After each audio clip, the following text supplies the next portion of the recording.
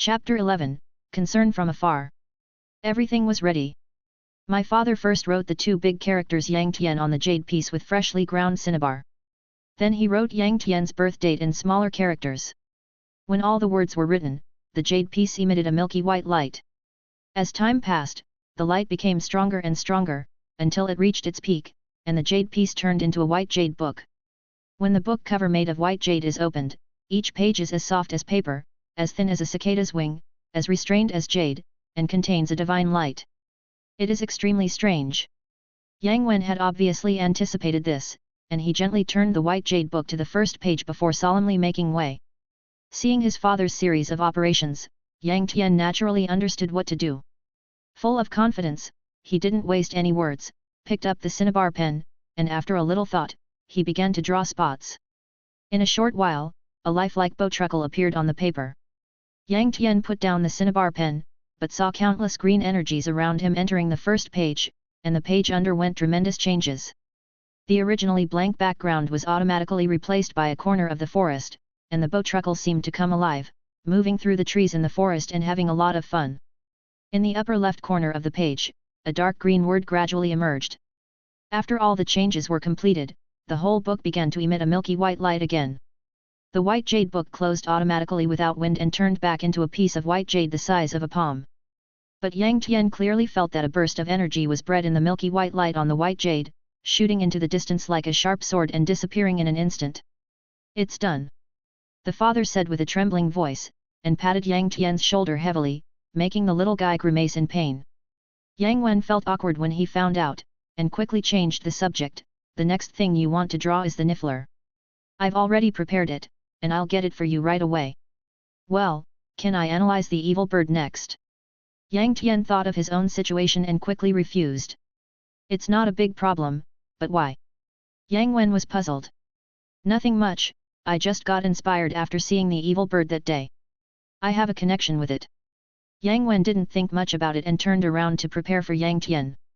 Here, while Yang Wen was still looking for the evil bird for his son, in the deep mountains near Jinling, the ancient capital of China, thousands of miles away, in an unknown mansion, there was already a bustle of noise.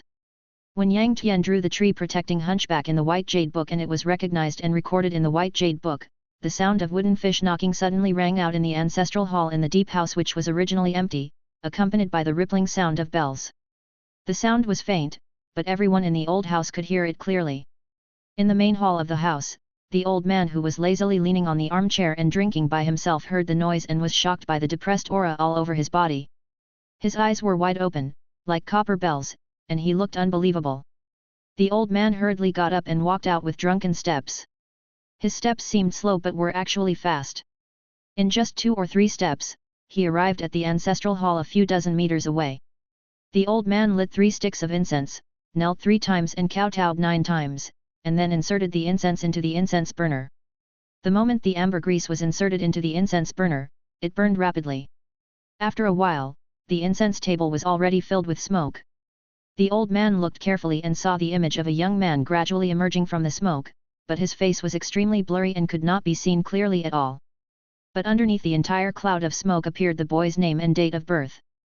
The old man looked suspicious and said, "Yang Tian?" Looking at his birth date, he is only 8 years old, but why is the picture so unclear? Is it because the distance is too far and the energy consumption is too great? The doubtful old man turned his gaze to the incense burner, on which a white jade book was placed. If Yang Tian were here, he would definitely scream, because this book is exactly the same as the one he used, but this one is obviously much thicker. The white jade book moved without wind, and finally stopped at one of the pages. The old man looked closely and saw the bowtruckle playing in the forest. "What is this? Is it the Dharma protector of the treasure tree? Why is it so thin?" The old man muttered to himself. As he thought carefully, the old man was suddenly shocked, his face changed, his eyes were full of confusion, anger, doubt, relief, excitement. The expressions are constantly changing, a complete combination of contradictions. Maybe we can observe it for a while longer. The old man seemed to have prepared himself mentally. He muttered to himself, then resolutely turned around and pushed the door open to leave. For some unknown reason, the old man who had just left the ancestral hall suddenly yelled, "Where is everyone?" What time is it? Aren't you going to cook? Coming, coming. The hurried response came from far away. Where's Chen Fu? Still asleep? Go call Lao Liao and the others over. It's such a nice day, wouldn't it be a waste if we don't drink? Another laughing voice replied, how can that be possible, old man? I went to check on the progress of the talisman making room. They are in a hurry to get the goods. I'll go get someone to help you right away. Humph, you're obsessed with money every day. It's just a few bucks, but you're so worried about it. No one cares about me. Where are my big lion heads? Who stole them to exchange for wine? Oh, old man, who would dare to say that? We all know that it is your treasure. I will get it for you right away. After saying that, a middle-aged man ran out happily. He has a good mouth. How long has it been since he last ate yellow river carp? Is the third brother busy with his feng shui survey again? Humph, a third-rate feng shui master who only knows how to cheat people out of money. Oh, grandpa, you are my real grandpa, and my dad is also the one who supports the family. What's more, my dad is quite capable and works hard. How could he be a liar? Besides, as for the yellow river carp, you only get 1 carp a month on average, and you feed them all to the cats. Who can you blame? Look at that fat yellow carp. A young girl of 16 or 17 years old came hurriedly from outside the lobby and explained hastily. Humph, I've loved you since you were a child, but you always side with your dad. You only catch 1 fish a month. Where's the fish? Show it to me. The old man said dissatisfiedly. Thinking of the scene yesterday, when the old man poured a whole plate of yellow river carp to the lazy cat Dewang with an expressionless face, the girl's mouth twitched. Okay, I'll call my dad now. No, I'll go buy you another one. No, 10, is that okay with you? After saying that, she turned around and left without waiting for a reply, but her steps were much more relaxed than when she came. As he walked, he muttered loudly, what great event has happened? Can it excite grandpa like this? The old man was about to hit her, but the girl ran away and disappeared outside the hall. This damn girl! The old man laughed. And my favorite tofu noodles? Where is my old daughter's red wine? The old man's complaints and roars seemed to have infinite magic. This long silent mansion seemed to be suddenly awakened and full of vitality. That same night, the news that the Yang family had a genius who had shown extraordinary talent spread quietly throughout the mansion. Chapter 12. Bargaining. Yang Tian got an evil bird early the next morning. He named the bird Banyu and hoped that he could analyze the evil bird within half a month. Looking at this harmless little fellow, Yang Tian couldn't help but threaten him lovingly, if I can't understand it in half a month, I will have to call you January. Yang Tian's naming skills are also unique. The evil bird is called Banyu, and the tree-guarding Botruckle became Yang Tian's little follower and was named Ernian to commemorate his 2 years of analysis career. Yang Tian originally thought that Aunt Sophia's injuries would soon be healed, and that she would have a peaceful and warm study life again. But unpleasant things always happen one after another. In the following days, Yang Tian found that his parents were being called away for rescue more and more frequently, and they were seriously injured every time. Once, the 2 of them returned home bleeding profusely and fell into a coma. Anxious Yang Tian used the magic potion made by his father and the simple application of his own wood energy to barely control his parents' injuries. After his father recovered from his injury, he saw that Yang Tian had such skills, so he made an exception and taught him the first Chinese spell in his life, the Spring Breeze and Rain spell. In order to maximize the effect of the spell, his father brought many magic wands to Yang Tian for testing. Yang Tian chose one that was relatively easy to use and carried it with him. The effect of Yang Tian using the magic wand to perform the Spring Breeze and Rain spell was very significant, even better than when Yang Wen performed it himself. It is much stronger than the magic episki cast by Mother and Sophia. There's nothing we can do about it. It's because we have the wood element, so we are just unreasonable. I heard from my father that the combination of the Spring Breeze and Rain technique and magic potions can heal almost all injuries, and common injuries can be recovered instantly. But how could Yang Tian focus on practicing spells at this time? He asked solemnly, what happened these days? Why are you getting injured so frequently? And why are the injuries so serious? Sophie also said helplessly, among the 3 people you killed last time, there was a female black-robed wizard who seemed to be the daughter of a leader.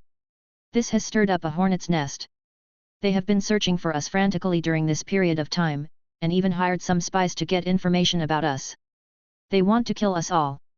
Yang Tian asked again, are there any casualties? Not yet. The father glanced at the mother in reproach.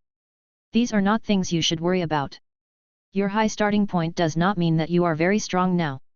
I can say responsibly that your magic power is about the same as that of an 11-year-old Hogwarts wizard. So what you should do most now is to learn and grow, instead of thinking about other things. Hearing this, Yang Tian asked in disbelief, I have been practicing for so many years, and I am still the genius you mentioned, but now I am only at the level of a first-year wizard? Is this what you call a rapid increase in magic power? Now he is completely upset.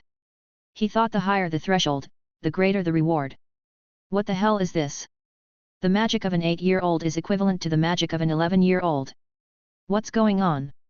Yang Wen said seriously, I told you that you have a high starting point. Do you remember what I said before? The magic power of Western wizards grows naturally. When they are 11 years old, young wizards will generally have a magic power growth. The amount of growth depends on the young wizard's talent, but it usually grows geometrically. You will also grow by then.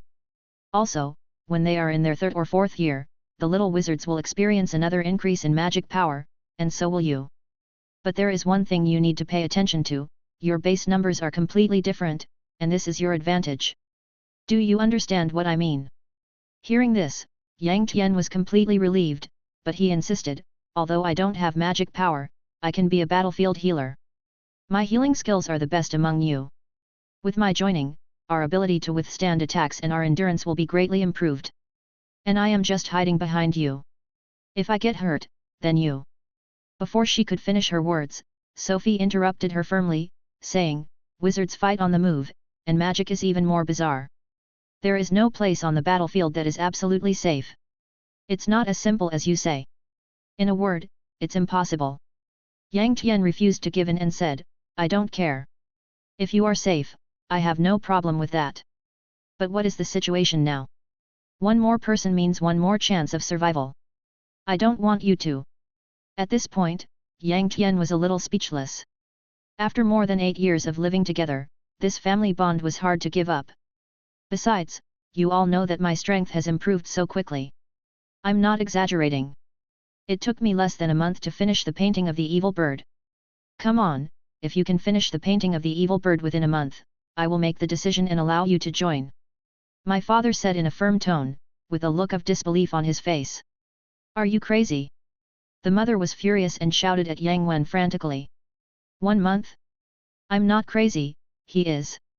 If he can finish it, I will eat this table. Yang Wen didn't care. Keep your word. Yang Tian was not angry. He turned around and left without giving the two a chance to speak. Yang Wen also looked relaxed and walked away humming a little tune. Sophie was left alone, disheveled in the wind. Half a month passed in the blink of an eye, and Yang Tian was confused. He was really confused. A few days ago, the intelligent computer's analysis progress on the evil bird had reached 99.99%, but it had been delayed for so many days and this 0.01% could not be completed. Yang Tian also asked the intelligent computer about the reason, but all he got was a cold electronic synthesized voice, the reason is unknown, we are looking for a bug. Today, Yang Tian really couldn't wait any longer, so he just stared at the evil bird Half Moon quietly, stroking his chin and said, 2 years, go say hello to your good friend. Seeing that the little guy completely disobeyed his commands, Yang Tian couldn't help but poke him hard in his arms. Nian reluctantly crawled out of Yang Tian's arms and stretched out his hand in front of Ban Yu. However, Ban Yu raised his head high, looking down on Nian. Now Nian refused to do it. He was timid and well-behaved. But the problem was that he looked down on people, didn't he? Relying on Yang Tian's presence, Nian quietly grabbed one of Ban Yu's feathers, pulled it hard, then quickly crawled back into Yang Tian's arms and never came out again. Half Moon was startled by the sudden attack. It flapped its wings and was about to scream, but no sound came out for a long time. Seeing this interesting scene, Yang Tian was shocked. Did the silence spell affect the intelligent computer's analysis of the evil bird's fate? With this thought in mind, Yang Tian jumped up and quickly asked his father for help to lift the silencing spell. Although Yang Wen was speechless about Yang Tian's inability to draw the evil bird and blaming the silencing spell, he still agreed after Yang Tian's repeated requests. At the moment when the half-moon silence spell was lifted, the long-lost electronic synthesized sound appeared, and the analysis of the evil bird was completed. Chapter 13. Devil Training. When the memory of the evil bird's fate was completely integrated with the original memory in his brain, Yang Tian smiled confidently and said, as expected, I have fully understood it and can start painting. Under the incredulous eyes of his parents, the painting of the evil bird was completed very smoothly. In the white jade book, there was another magical painting of the evil bird singing gracefully on the branch. And in the upper left corner of this page, a golden letter slowly appeared. Yang Tian's Danshan also obtained a mass of gold elements equal to the wood elements. A small dark area in his brain was illuminated, and his magic power also doubled. His father told Yang Tian that the elemental media used by ordinary Western wizards to construct magic are all ordinary elements, while Yang Tian's current wood and gold elements are evolved elements. This makes Yang Tian's spells more powerful and will have a blessing effect on certain magic when casting spells, but the specific application requires Yang Tian to explore on his own. Of course, what made the little guy even happier was that he joined Nightmare as he wished and became a little medical soldier. Although Sophie strongly opposed and even threw a tantrum, she was repelled by Yang Wen's words, a real man stands tall and upright, his spit is as solid as a nail. The direct consequence of this was that Yang Wen slept in the study for a week. Moreover, Sophie was studying how to cook the table, and asked Yang Wen with a sneer on her face, do you want to steam it? Fry it? Or braise it? Yang Wen was sweating coldly. While the family was still arguing over Yang Tian's involvement in the nightmare, the atmosphere in a secret room in a mansion deep in the mountains of Jinling, China was extremely tense. In the secret room, the old man who burned incense that day was sitting opposite three other old men, but no one spoke. The old man who was burning incense was the first to speak. Lao Liao, Lao Xia, this incident is too strange. I am very worried. It seems that you really need to go and see what is going on. Are you sure it's the child of that brat Xiaoyan? Asked old Xia. It's almost certain. Apart from him, there is indeed no one else. The old man replied. How long has it been since the last time you had any enlightenment? Half a month, maybe? And you have gained enlightenment again? Is this a monster or has something unexpected happened? Lao Liao said heavily. I think it's more likely to be a monster. After all, it's an heirloom and has never been wrong. But we have to be on guard, so I want you two to go there in person. The old man was calm but a little worried. After you go there this time, don't rush back, and don't contact them. Investigate everything secretly to determine the cause and effect of this matter. In addition, you have the White Jade Book, so you don't have to worry about the authenticity of the bloodline, but you must understand the character of this child clearly. I'm not worried about his character. He's only 8 years old, how could he have bad intentions? Moreover, he has achieved such great success at such a young age. He must be a genius who has devoted his whole heart to cultivation. Seeing the old man's somewhat dissatisfied expression, old Xia quickly continued, of course, don't worry, we will pay attention to the child's character and will definitely not make any mistakes. The old man felt relieved after hearing this.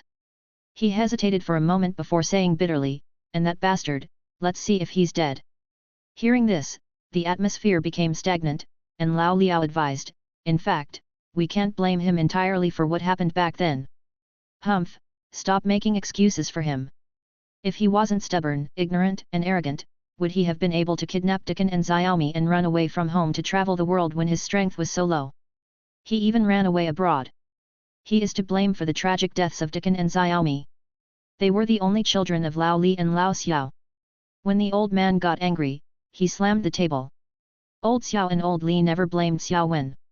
Who could have thought that those barbarians could be so sinister and cruel?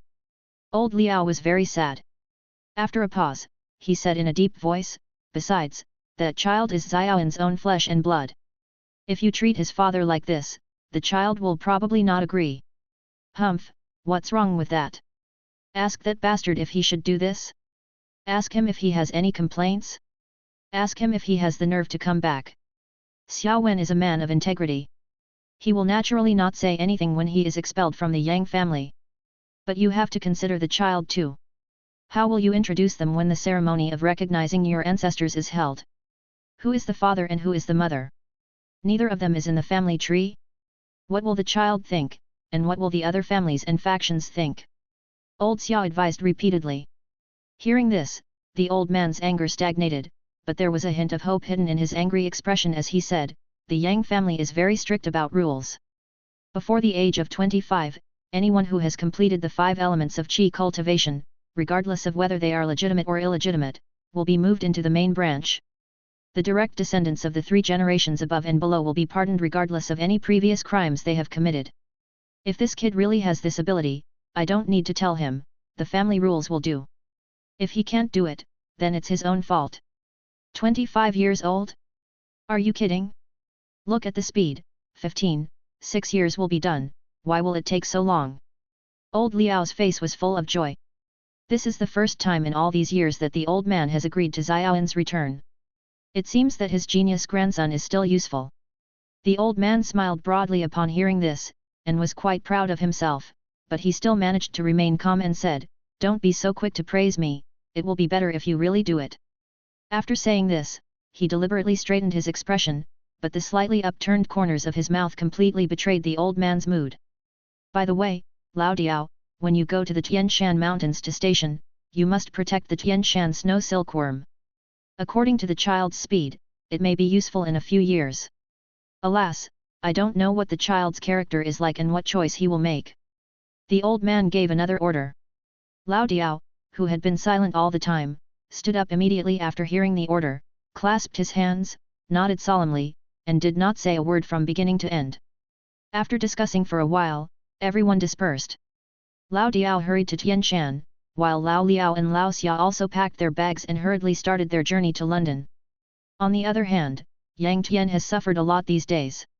Seeing that Yang Tian's joining the action was irreversible, Sophie completely gave up her image as a loving mother and together with Sophia transformed into a team of devil coaches, conducting inhumane training on Yang Tian. Yang Wen also strongly supported this, and told Yang Tian with a traditional Chinese saying, "Sweat more in peacetime, bleed less in war." Therefore, the first thing Yang Tian did every morning was to do a 5-kilometer cross-country run with weights, followed by strength training, speed training, anti-strike training, combat training, lunch, and in the afternoon, he started spell release training, spell release rate training, spell release moving target training, magic potion, and spring breeze and rain magic combined rescue test training. Fortunately, after several rounds of analysis by Yang Tian, his body has been greatly improved under the nourishment of various elements.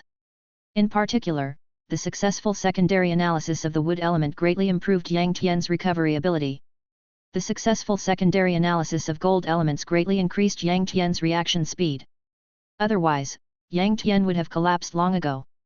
Even so, after Yang Tian finished a day's training, his whole body was in unbearable pain and he fell asleep exhausted. Fortunately, the intelligent computer was automatically analyzing Sniff's lifeline, otherwise the progress would have been delayed and Yang Tian wouldn't have been able to find a place to cry. Sophie and Sophia did not show any mercy to Yang Tian because of his miserable condition. Instead, they intensified the situation.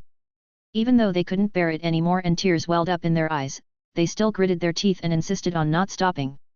There was even one time when Yang Tian was undergoing resistance training and was accidentally hit on the back by a sledgehammer. At this time, Sophie's lips were already bleeding from being bitten by her own teeth, but she didn't say a word. Chapter 14. Giving Advice. In this way, Yang Tian gritted his teeth and passed the 2-month devilish training. Of course, these 2 months were not wasted. Although Yang Tian's fighting ability is still weak due to his age and magic power limitations, he has learned a number of sophisticated battlefield survival techniques. He learned to use the levitation spell, super reaction speed and various extreme moves to dodge dense magic attacks. I also learned how to use the softening spell to quickly create holes, and combined it with camouflage technology to achieve battlefield evasion and concealment. All the Nightmare members who have fought with Yang Tian have only one evaluation of him: he is slippery. Of course, if you really think Yang Tian is a weakling and are careless and underestimate the enemy and rush forward recklessly, the cutting technique he unleashes with the evolved gold element can also take your head. But the probability of this happening is infinitely close to winning the 5 million jackpot in the lottery. After all, there is no fool who can survive on the battlefield. With Yang Tian's limited magic power, as long as he pays a little attention, he can block it with a spell. During the training period, Yang Tian also went on many missions with Nightmare. With the help of Yang Tian's Spring Breeze and Rain spell combined with other healing methods, the members of Nightmare can always recover from their injuries as quickly as possible and regain combat effectiveness. After several times, although the scenes were extremely thrilling, we managed to get through them safely. The members of Nightmare were also amazed at the character and abilities of this 8-year-old child and loved him very much. Because of the missions, Yang Tian often went in and out of Zhuolo Street, and the Chinese around him became more and more familiar with him and closer to him. Faced with this polite little guy who always smiles at everyone, especially since he is Yang Wen's child, who cannot pamper him sincerely. Maybe it was because Yang Tian always chatted with a group of adults, or maybe it was because there were always many adults accompanying Yang Tian wherever he went. In short, the Chinese children did not dare to approach him. However, every time Yang Tian appeared, the children would gather at a distance and look at him with admiration, awe and love. The days passed quickly, but Yang Tian became more and more worried. Because as the nightmare actions became more and more frequent, the frequency of accidents became higher and higher, and it became more and more difficult to get rid of the enemy. The number of black-robed wizards participating in the attack on Nightmare was increasing. Yang Tian clearly felt that the danger was not far away. It was another rare rest time after the extreme rescue operation. Sophia's husband Liam White and Yang Wen were drinking in the living room a little further away, discussing the current situation and problems in the operation. Yang Tian was dozing off in the sun with his eyes closed. Sophia and Sophie were chatting. "Have you heard about that bitch Sally's?" Sophia suddenly asked proudly. "You mean Sally from the Parkinson family? She only thinks about the supremacy of pure bloods and looks down on anyone other than pure bloods." Sophie replied. "Yes, it's her. She once said that all squibs are born inferior and will pollute the bloodline and glory of pure bloods. All squibs should be burned to death to produce lamp oil." Sophia said hatefully. "It's a rare chance to rest, why did you suddenly mention her?" "Don't think too much, Sophia," Sophie advised. Sophia was speechless and rolled her eyes at her best friend. "What am I thinking? I mean, the child born to Robestan Lestrange and that crazy woman is 11 years old this year." Sophie's attention was immediately drawn. "That Death Eater? And then what?" "Yes, it's him. And this child turned out to be a dud," Sophia said with relief. "How could this be? Oh, now I remember, I heard from my former classmates that Sally's love for her son has reached the extreme." "How could this be?" Sophie was shocked. Sophia smiled and said, "Yes, that's right. I just want to see how Sally's will choose between her most beloved son and the most hated squib." Sophie was very rational. "What can I choose? I have to send her away. Otherwise, Sally's won't be able to gain a foothold in the pure blood family circle. But even if I send her away, I still have the ability to ensure that the child has enough food and clothing and lives in peace." Sophia did not refute. "That's right. If that's the case, those pure blood families will still make irresponsible remarks. With Sally's reckless personality, she can just live in their house. If that doesn't work, she might even disguise herself as a Death Eater and kill their entire family. The Lestrange family is also smart. The whole family joined the Death Eaters, but they left behind such a ruthless and rogue woman to protect the last roots of the family. Can we find out when the child was sent away and where he was sent to, Mom?" Yang Tian, who had been dozing with his eyes closed, suddenly sat up and asked. "Of course it can be found out. What's wrong with the child? Are you worried that this child will be targeted too?" Sophie asked puzzledly. Yang Tian thought carefully before slowly saying, "I have some immature ideas that I would like to discuss with you." The mother nodded slightly. "You go ahead. I don't know if you have noticed that the frequency and intensity of Sarak's attacks on us are increasing, which shows that they are becoming more and more aware of the travel patterns of our personnel. This means that everyone will be exposed soon. Then it will be a catastrophe." Yang Tian said. "We know this too, but we have tried many methods and activated many high-level safe houses, but to no avail," Sophia said with a worried look on her face. "That's because there are too few of us and our goal is too clear. But what about the other side? We don't even know whether an ordinary person walking by us might be a spy," Yang Tian added. "We are also clear about the objective situation. Just tell us what you think," Sophie said. "It's simple. Get others to help fight Sarak." Seeing the two people who wanted to refute, Yang Tian said, "Of course, you have also said the situation before, the Pure Blood family and the Ministry of Magic will not care about this matter. But we are not trying to form an alliance with them. We just need to drag them into the incident and make them stand in front of us without knowing what's going on. We will hide in the dark and wait for the opportunity to strike. This will allow us to achieve the greatest results, and at the same time muddy the waters, making it easier for us to hide again. Hubby, come and listen too. Sophie suddenly had an idea and turned around and shouted. When the two of them came closer, Sophie continued to ask, Xiao Tian, do you have any specific ideas? The topic you were talking about just now gave me an idea. Since Sally's most precious son is going to be sent away, we should find out his location and reveal it to Sarek through some methods, such as offering a reward for informing on him. It will be a bit more troublesome after that. We need someone who is familiar with Sally's to pretend to be her friend and help her ask for help or coerce people from the pure blood family to protect Sally's baby son. I personally think that Polyjuice Potion is a good choice, but I don't know who to choose. Yang Tianbian said as he thought. The four of them were very interested, and Yang Wen immediately asked, what happens next? Of course, we create the illusion of equal strength. We will help whoever is weaker. We delay time so that the weaker party has time to call for support and more people can join in. It will be very simple after that. Our people can either take advantage of the chaos to help the pure blood family and wipe out all the living forces of Sarek who are involved in this operation, or take advantage of the fact that they are withdrawing a large number of manpower to attack the key departments of Sarek. Of course, I think that annihilating them all would be more effective. After all, it would directly consume their mobility. In the short term, London would be in a vacuum state. We can take advantage of their lack of manpower to calmly deploy and establish more secret bases. Sophie and Sophia nodded frequently, obviously agreeing with this plan. Although his father Yang Wen was delighted, his expression was extremely struggling. Chapter 15. Agreement. However, Yang Wen quickly made up his mind. He took out a map and slapped it on the table, pointing to a piece of wasteland between London and Hertfordshire and shouting angrily, "We'll attack here." Salok's local supernatural research institute. Everyone present was silent. The difference was that the other three nodded firmly in silence, while Yang Tian frowned in silence. Seeing Yang Tian's expression, everyone present was nervous. Who would still treat this little guy as a child now? This scheming and wisdom were beyond everyone's reach. Fortunately, this was their own cub, otherwise they would have killed him first. Yang Wen couldn't help but ask anxiously, "What's wrong? Are there any problems with the attack on the research institute?" Yang Tian frowned and said, "Yes, there are some. From the information about Sarek that you tell us every day, it can be seen that the importance of the institute to Sarek is self-evident. We can even boldly assume that most of the members of Sarek are serving this institute. For example, they are capturing wizards, providing experimental materials, etc. So the confidentiality and security level of the institute must be very high. Even if a crisis occurs, the institute's security forces will basically not be withdrawn." Yang Tian paused and continued, "Besides, the research institute is so important. Once we capture it, the consequences will be very serious. Apart from anything else, after the success, we must withdraw from the British Muggle world or leave the UK."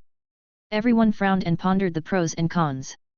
After a moment, everyone exchanged glances. Finally, Yang Wen made the final decision, "It's decided. After more than 10 years, this is the best opportunity, an opportunity that everyone dreams of. This is the common wish of everyone in Nightmare, to destroy that devilish research institute. Even if we have to face death there." The rest of the people echoed, and the momentum of unity was undoubtedly revealed. Only Yang Tian was still hesitant. It must be said that even if we destroy that place, Sarek will still exist. As long as they gather another group of people, it will not be difficult to reopen the research institute. Sophie suddenly interrupted and said, "It's not that simple, dear. Even if the research data of the institute can be backed up, the wizard's blood and organ materials, the blood and organ materials of magical animals, various specimens, magical herbs, and even alchemical equipment and items stored in it are the top priority. As long as these things are destroyed or moved away, their research will definitely be set back by more than 10 years. Sophia also said firmly, "That's right, kid, this is a great opportunity, an opportunity that was torn open by your wonderful ideas.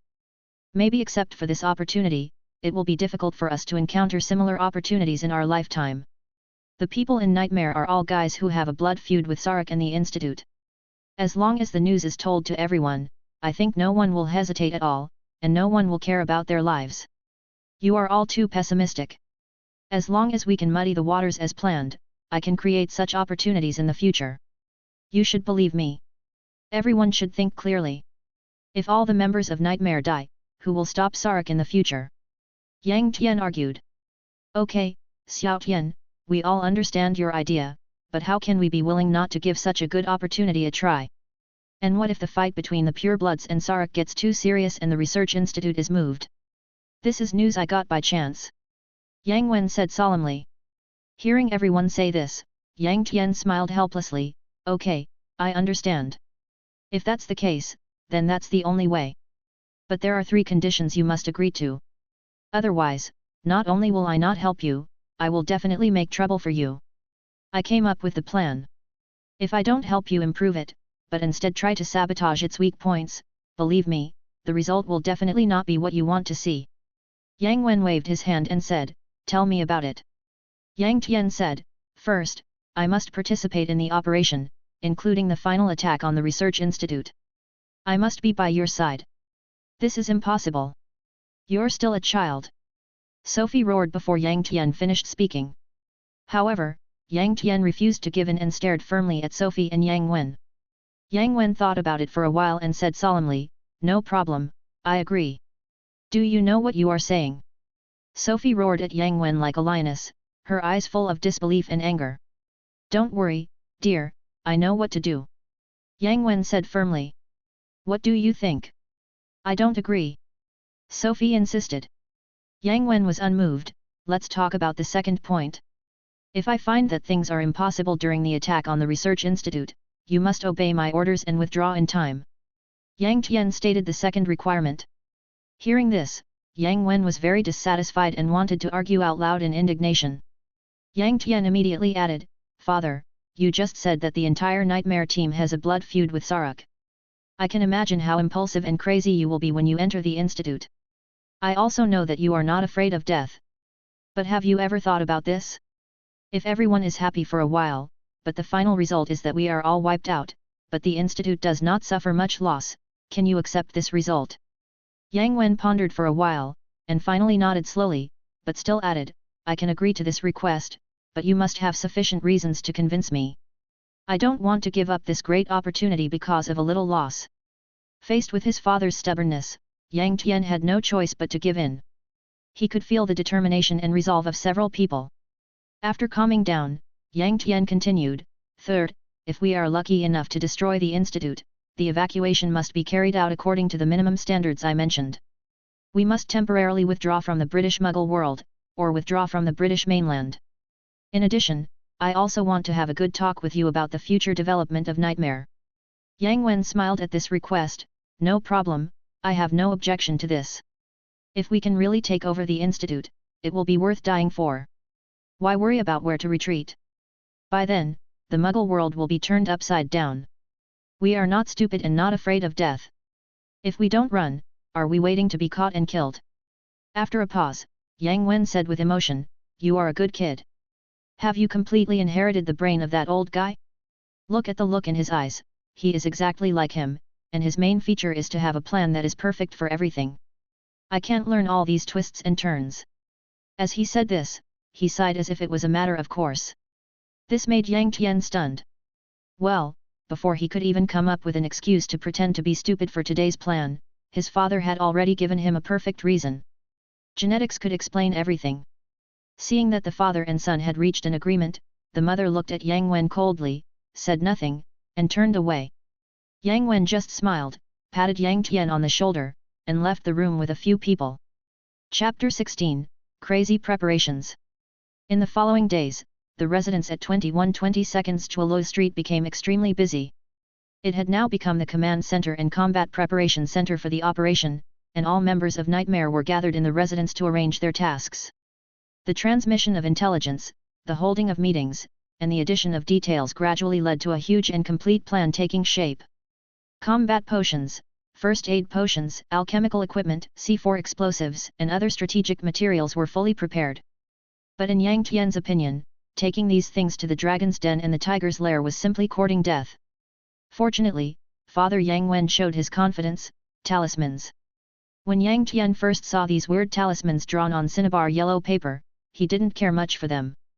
But when his father casually threw a small talisman paper at a target, Yang Tian was stunned. The target made of steel was actually burned into molten iron by the fireball caused by the talisman paper in a very short time. His father told Yang Tian that this was a Chinese talisman, and that it could be activated by injecting a little magic power into it. The power of a talisman depends on the level of the talisman master. The talismans in Yang Wen's hands were all made by Chinese talisman masters and their power is extremely terrifying. According to Yang Wen, he has been buying Chinese talismans through special channels for nearly 10 years. Especially this time, Yang Wen trusted Yang Tian's judgment very much. After confirming the plan, he even exchanged most of Meng Yi's savings for fine talismans. Combined with the accumulation of nearly 10 years, according to Yang Wen, these are enough to support a high-intensity wizard war. At the same time, Yang Wen also conducted special pre-war training for all Nightmare members, including Yang Tian, including the use of talismans, switching of talismans to deal with different situations, changing of attack formations, combined application of spells and talismans, etc. As time goes by, an iron army is taking shape. Of course, Yang Tian is undoubtedly the busiest. In addition to preparing plans for the scientific and technological means within the institute, he also has to summarize intelligence, attend meetings, perfect details, and prepare separate booklets for people who perform tasks at each time point, which record in detail the precautions and relevant words in performing the tasks. He would even take the time to conduct individual assessments on each operator. If they failed the test, he would teach them word by word and perform their expressions one by one. This move made all these uncles and aunts feel nervous when they saw Yang Tian. Although Yang Tian was still as close to them as usual when he had nothing to do, these guys felt uncomfortable when they thought of the state when they were being taught a lesson, and they even had more embarrassment and bitter smiles when chatting. Unconsciously, the members of Nightmare began to trust Yang Tian more, and they took his words more seriously and listened to him more. Yang Tian also established his own prestige in Nightmare. In fact, Yang Tian didn't want this to happen, but when he thought about everything he would face after the nightmare, his heart became heavy.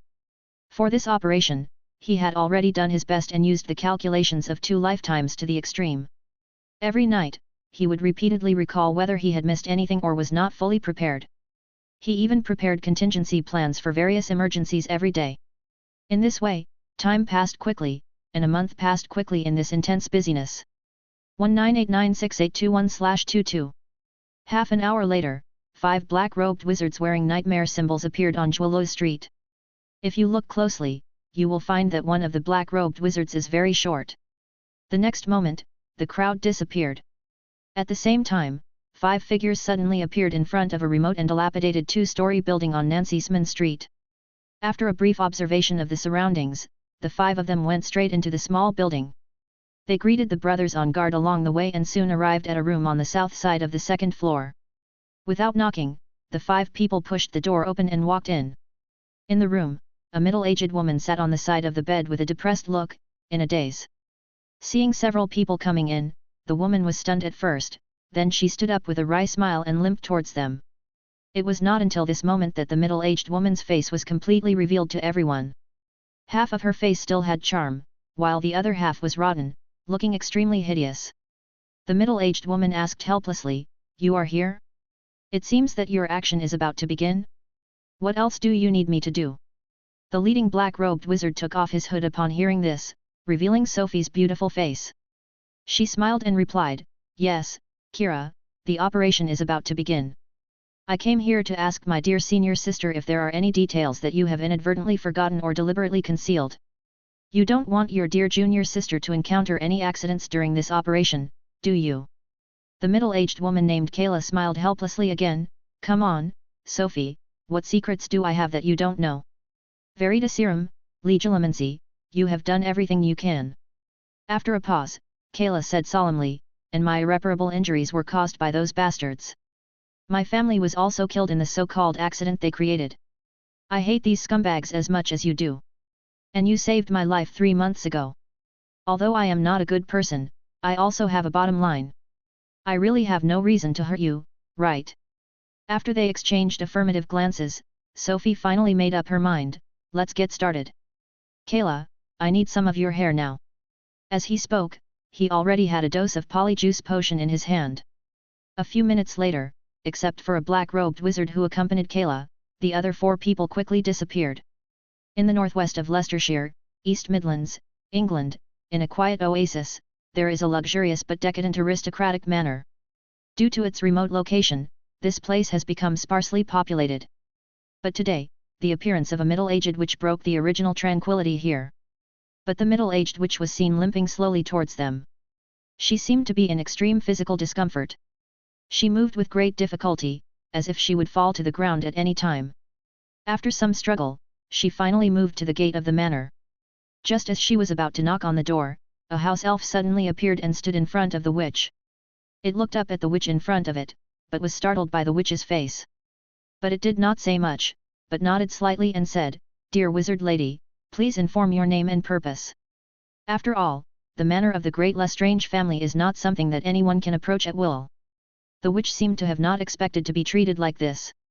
She shouted angrily, "Sanchali, how long has it been since you were severely whipped? Has Sally's indulged the servants so much now? Has a house elf become so arrogant? Tell Sally's that her good friend Kayla Caro, came to visit and brought important news that endangers her loved ones." Sanchali was obviously startled when he heard the roar, and looked at the half of Kayla's face that was intact in disbelief. The next moment, it suddenly fell to the ground with its head in fear and screamed, "I'm sorry, it's all Sanchez's fault. I'll go and ask the owner to come out." After saying that, he flashed and disappeared. Chapter 17.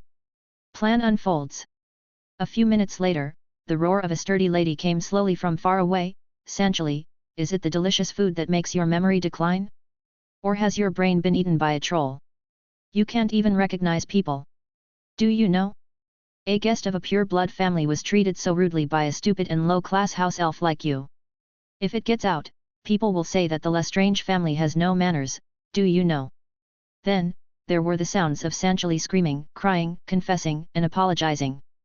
But it was useless, the curses continued. The sturdy lady's roar only stopped when she approached the gate.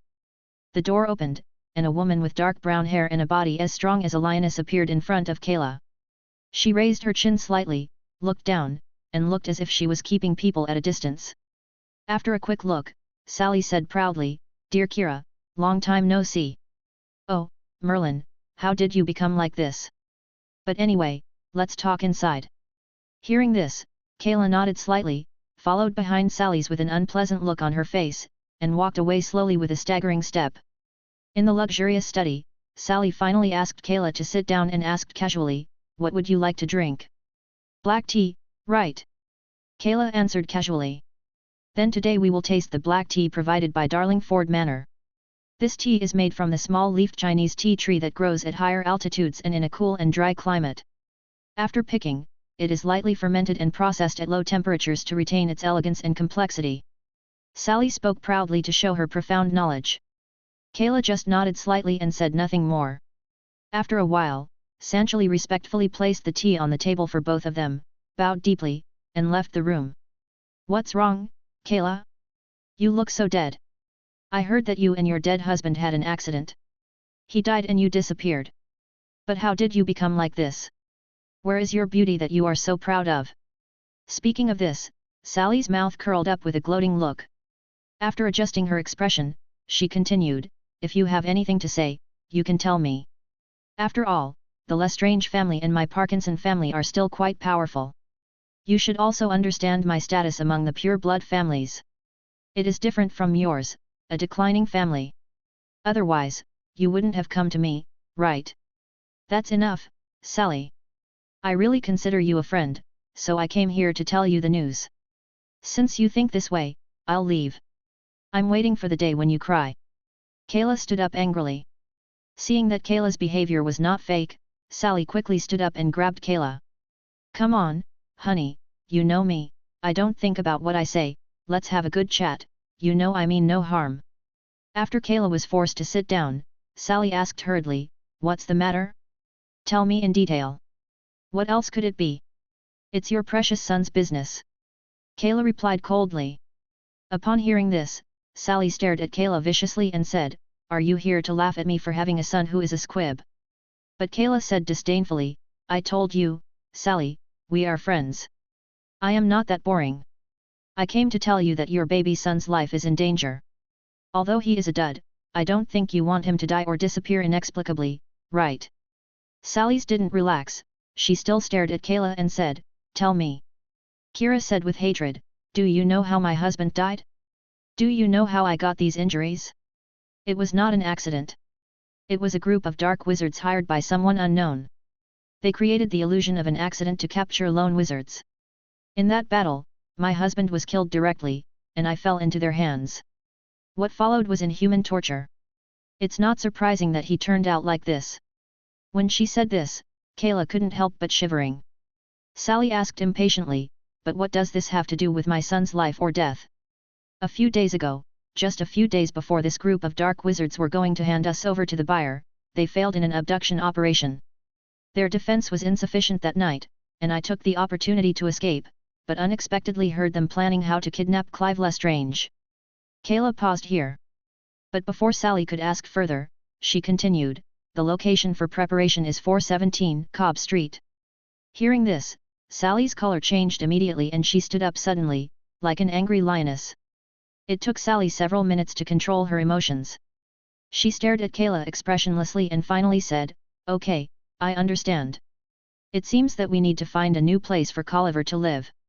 Kayla smiled contemptuously, "Okay, since you have made up your mind, and I have done my best as a friend, then we will see each other later." After that, she stood up and prepared to leave. Sally hesitated after hearing this. Her first reaction after hearing the information provided by Kayla was, who would go to deal with a squib? Kayla wanted to use her to avenge her. But seeing Kayla's expression, Sally's couldn't help but growl, "What do you mean?" Kayla laughed hysterically, "Since I came here, I have mentioned that we are friends no less than 3 times, but you really disappointed me. Stop your baseless and malicious guesses. Change the residence? How did they get the little guy's current address? This time I got the news by accident and was able to inform you. What about next time?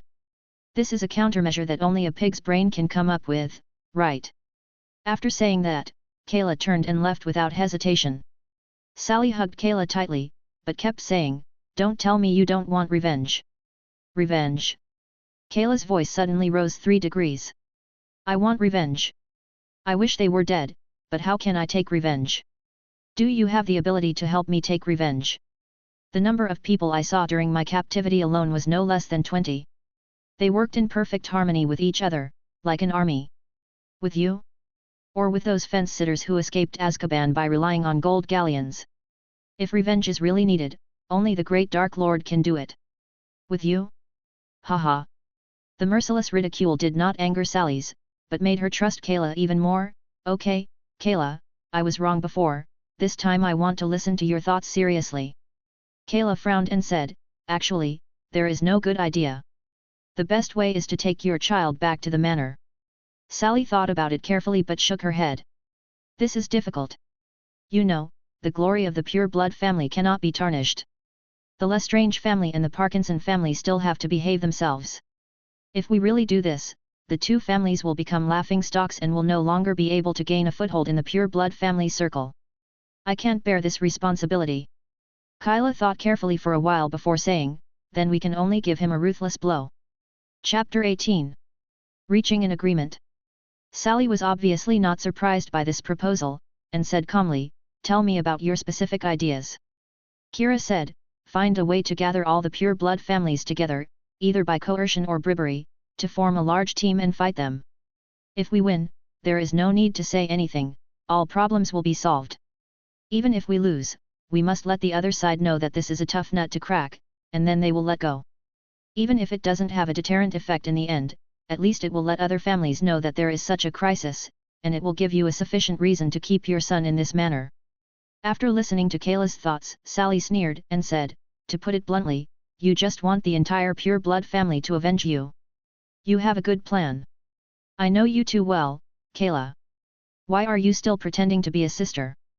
Put that away." Kayla was not angry, instead she said playfully, "Sally's, we are the same. I don't care anyway. If you can really come up with a better solution, I will be happy for you. Believe me. By the way, don't blame me for not reminding you. When I was escaping, I heard a piece of news. Because the previous operation failed, those people took this operation very seriously. At that time, they were discussing whether to hire a large number of dark wizards to work for them. As for their hiring channels, I don't know. Sally didn't say anything else, just closed her eyes and started thinking. Kayla was not in a hurry and drank her tea leisurely. After a long time, Sally slowly opened her eyes. I have to say, although your shameless appearance really upsets me, this time, we can indeed cooperate. For my disappointing son, and for yourself. I will take care of the pure blood circle affairs, so you don't have to show up. All pure blood families must send at least one wizard. As for you, you will be responsible for contacting the dark wizards. The cost of hiring dark wizards will be split in half between the two of us. This is already very sincere, isn't it?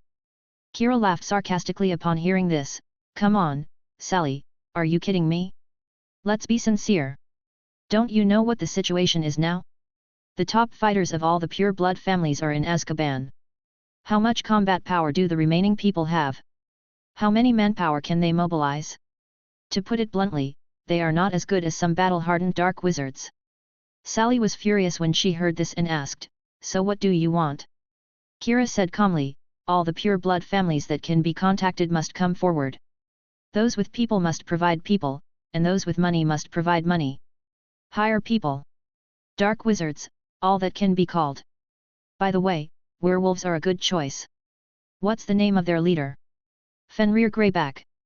Besides, doesn't Lucius have a good relationship with the Ministry of Magic? Send a team of Dementors here and share the funds equally. Let the Ministry of Magic also mobilize a team of Auror Masters to support us. As long as we pay, I believe the Ministry of Magic will be happy to do so.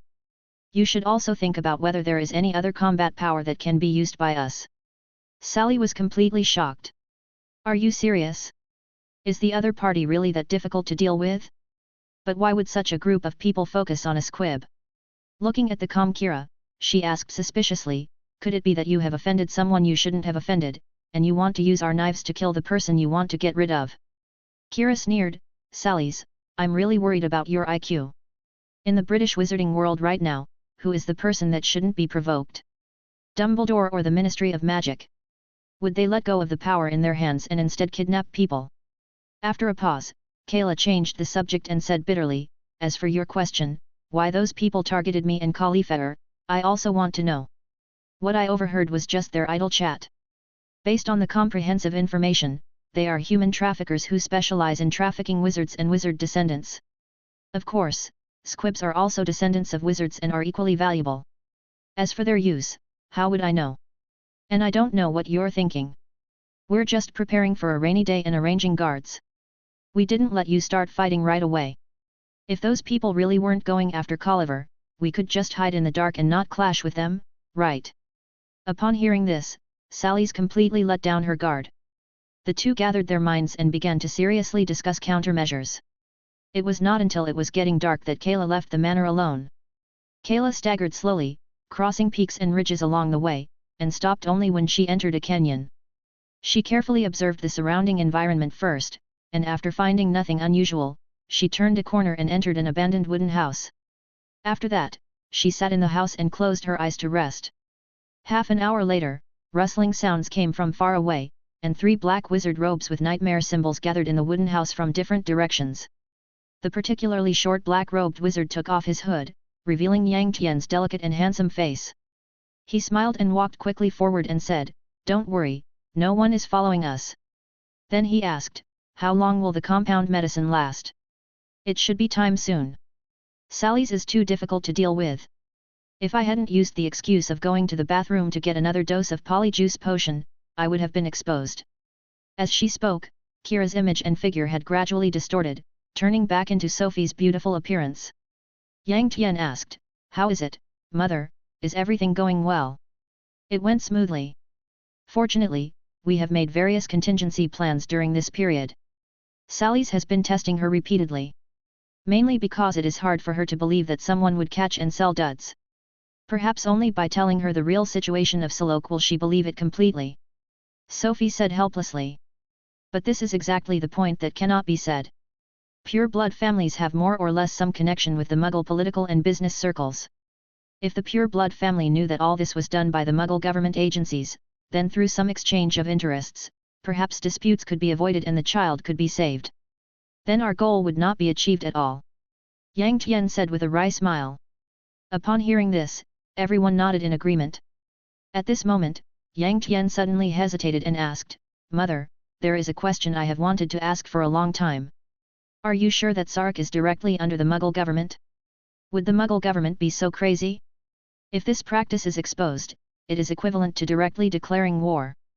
The huge chaos caused by that time, I am afraid the Mughal government cannot afford it. Sophie thought for a moment before saying, we are a small group of nightmares with a shallow foundation, so the information we have is indeed limited. But the fact that Sark is directly under the Mughal government is quite credible. At least there are senior officials involved in it. Looking at Yang Tian who was frowning in thought, Sophie smiled and said, why think so much? No matter who is behind this organization, it is meaningless to us. It is already so difficult for us to deal with their research institutes. What else can we expect? When we become really powerful, maybe the mastermind behind the scenes will be unable to sit still. Yang Tian smiled when he heard this, he really thought too much. At this time, the outside world still doesn't know that a bloody storm in the wizarding world is about to begin under the impetus of this 8-year-old boy with a smile. Chapter 19. The fight finally started. As the saying goes, man proposes, God disposes. After completing the mission, Sophie and her team continued to prepare for war. They thought that Sally's side only needed to open up the joints and it would not take long, but it was not until 15 days later that the actual execution took place. Moreover, the process of establishing this relationship was both thrilling and dangerous, and the baby almost died in the womb. The reason why such a difficult task was completed was absolutely due to the great contribution made by Sally, the first contributor. For the sake of her precious son, Sally's risked everything she could, shuttling between various pure-blood families every day, begging, crying, threatening, and intimidating, using every possible means. For example, when dealing with Lucius, after several fruitless complaints, Sally slammed the table and said, my man and his family are the most loyal servants of the Dark Lord. When the Dark Lord comes back, I will personally tell him how you begged for mercy and used gold galleons to avoid being imprisoned in Azkaban when he was away. Okay, you don't mind, right? Then I will go to the Ministry of Magic and turn myself in. I want a fair trial to see if my man recognizes you as a good brother of the Death Eaters. Whoever makes me unhappy for a moment, I will make him unhappy for the rest of his life. Lucius finally compromised. Although he was annoyed with this woman, she had the upper hand over him. He could only try his best to help Sally's deal with the situation. Just like that, the pure-blood family's heavy old car slowly pulled everyone up. On the morning of June 1989, 6, a reply letter regarding the reward for clues to the wizard's bloodline passed through layers of review and finally reached the Red Cross headquarters under Salok. Surprisingly, after the letter was read by 3 people, it caught fire without any wind and not even a trace of residue was left. Late that night, more than a dozen uninvited guests suddenly appeared at the door of 417 Cobble Street in West London. They were shrouded in black wizard robes and looked extremely mysterious, but their right arms were tied with a striking piece of white cloth with a ruby-like cross embroidered on it.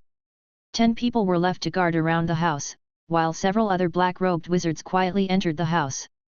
At this time, Colliver Lestrange was leaning against the head of the bed, staring out the window with lifeless eyes. From the very beginning when he was confirmed to be a dumb and was about to be expelled from the family and kicked out of the family, his mood had been ups and downs. From shock, to anger, to despair, and now to numbness, Colliver feels that he has no interest in life. Suddenly, there was a loud bang from the door. Colliver looked over and saw several black-robed wizards rushing in. The black-robed leader asked, "Your name is Colliver?" The boy was so frightened that he stood there in a daze, unable to utter a word. The man in black robes didn't care. He came to Colliver with great interest, stroked his cheek gently and said, "Such a cute kid, how come he's a dud? I really like you, little one, but it's a pity that those perverts need you. Imagine how they will deal with you? Drain your blood? Chop off every part of your body for experiments. Inject genes from various creatures into you to see if you can get genetic mutations and turn into a powerful monster." When he was excited, the black-robed wizard couldn't help but tremble, and his voice was full of perverted excitement. "Don't worry, you won't die immediately. They will make full use of it. Such good materials will not be easily wasted. Believe me, you will spend the rest of your life unforgettable and exciting. Ha ha ha ha ha. At this time, Colliver was so frightened that he screamed and kept calling for his mother, but the surroundings were still as silent as death. After venting his emotions, the man in black robe said in an unquestionable tone, "Now, come with us." As he said that, he stretched out his left hand to grab the little boy. At this moment, the man in black robe suddenly felt a surge of magical power.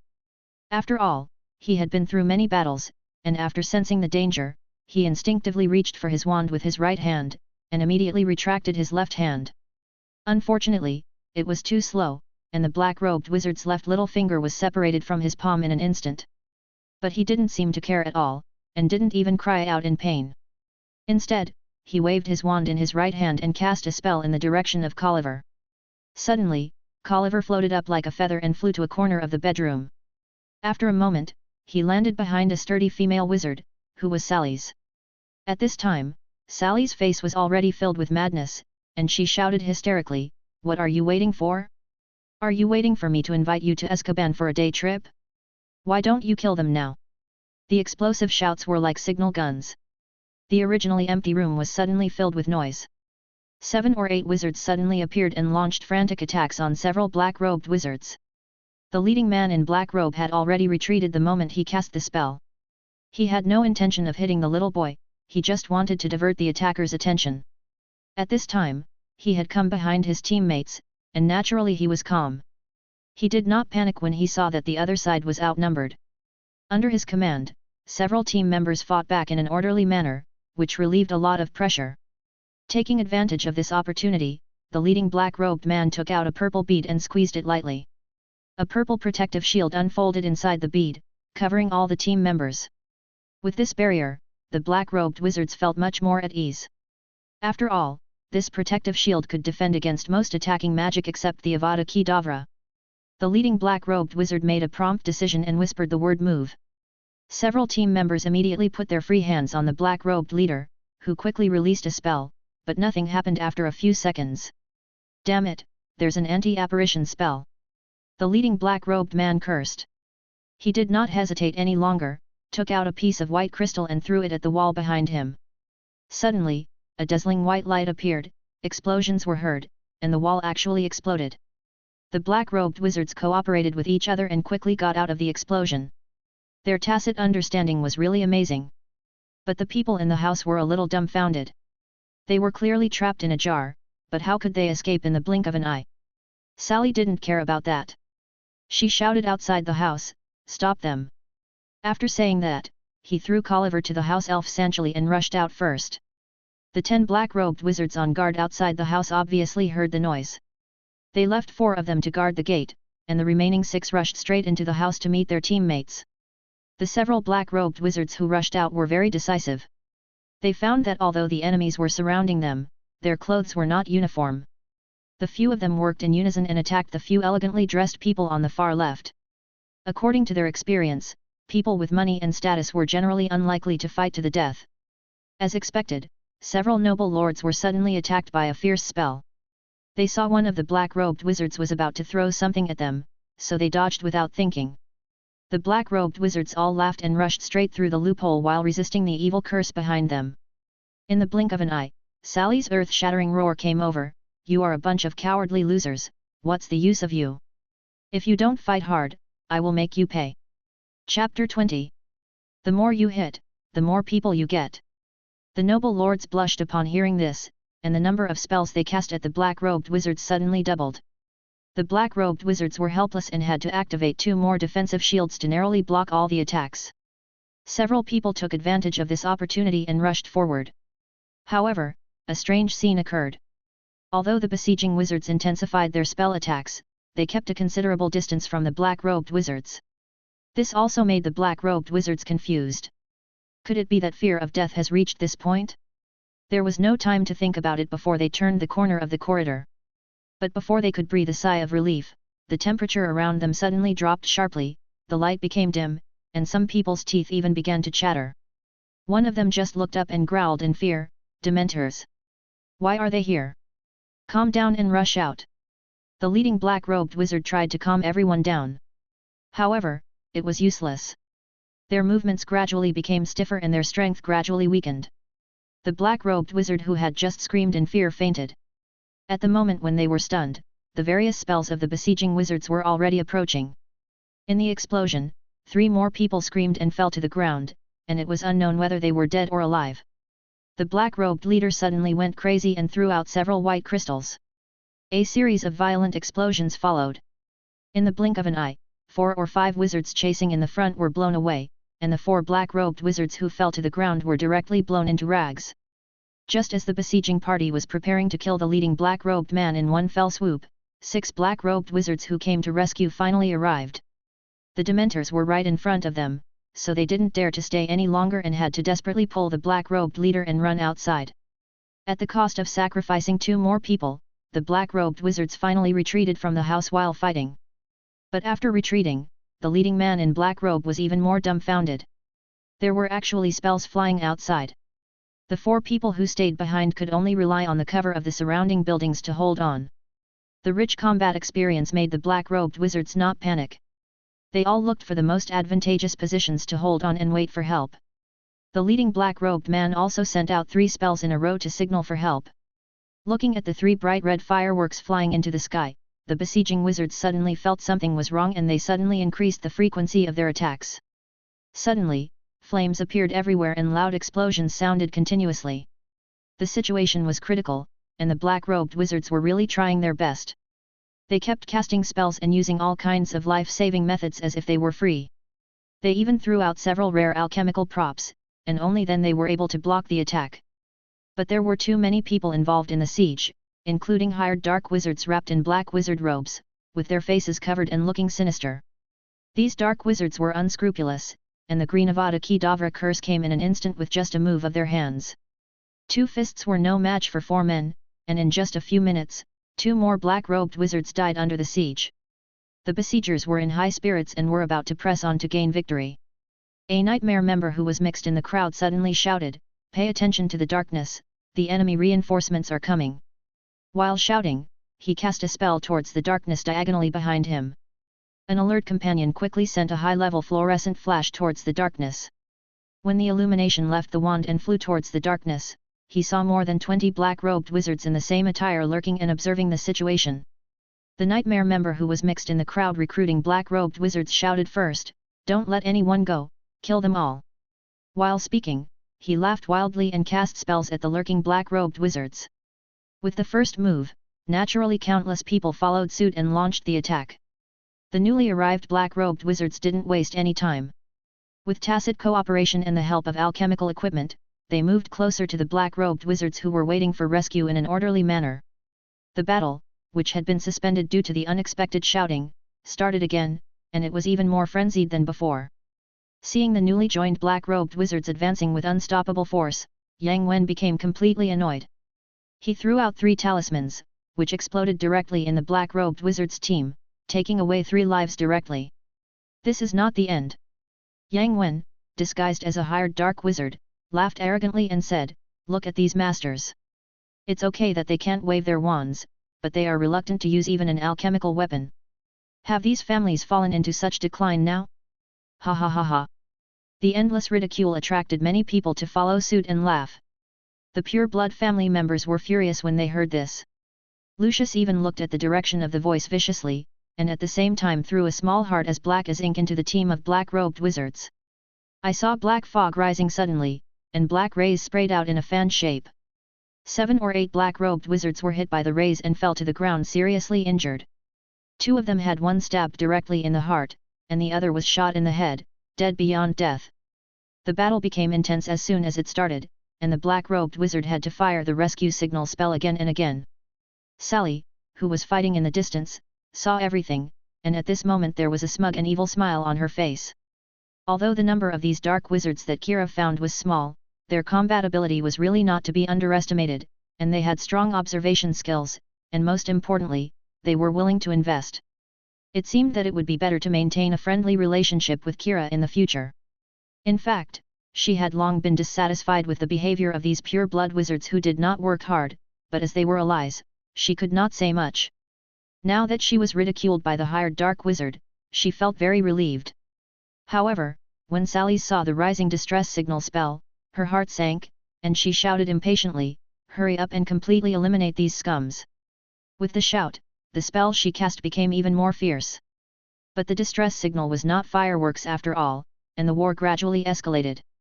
Every few minutes, a group of black-robed wizards would be discovered by the hired black wizards invited by Kayla.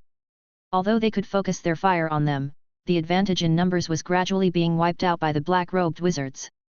The fierceness of the battle continued to rise, with screams, roars, explosions, and ruins and shattered buildings everywhere.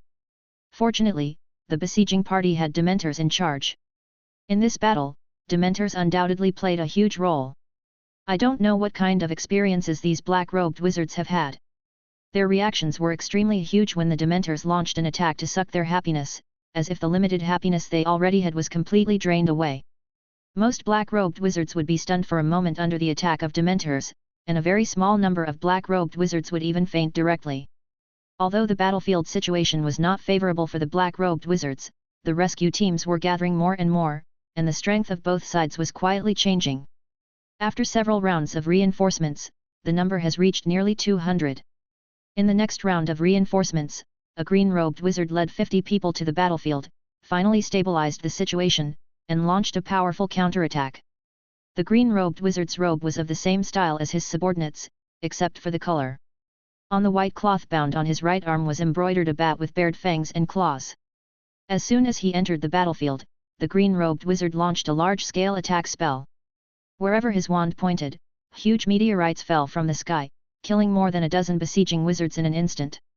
If it weren't for the Dementors nearby to distract the enemy's attention, the besieging wizards would have been breached long ago. The besieging party would naturally not sit still and wait for death. The pure-blooded nobles led by Sally's also started to seek help. Next, the Auror team joined the battle, the werewolves joined the battle, more hired dark wizards joined the battle, more pure-bloods joined the battle, and the entire battlefield was filled with the brilliance of the spell. Both sides were really angry, and no one suggested retreating. What they wanted was blood for blood, tooth for tooth.